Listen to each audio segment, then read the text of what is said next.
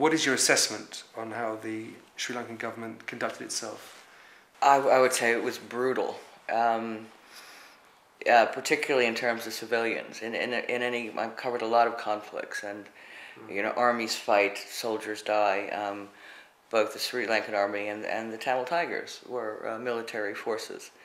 But the Sri Lankan army, when it was, it vowed to eradicate the Tamil Tigers, knew that there were literally several tens of thousands of civilians, men, women, little kids, living in hand-dug trenches.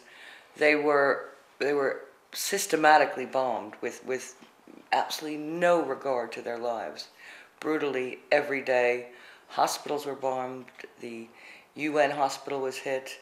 By the end of the conflict, the few doctors who stayed, at huge risk to their own lives, were hanging IV lines from just trees to try to treat people.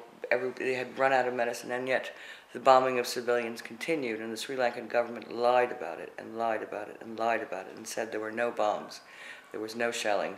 There's evidence of it.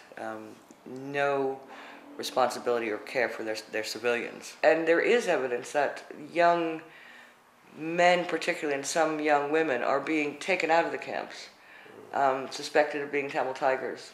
No one knows what's happened to them. It's a terrible situation. These are essentially concentration camps. The only way to end what is a conflict would be a political solution. Any conflict only ends with a political solution. I think that is absolutely the only way forward, and it depends on whether the Sri Lankan government is going to savor and exult in this rather bloody victory, or address the issues that concern Tamils in Sri Lanka who are Sri Lankan citizens.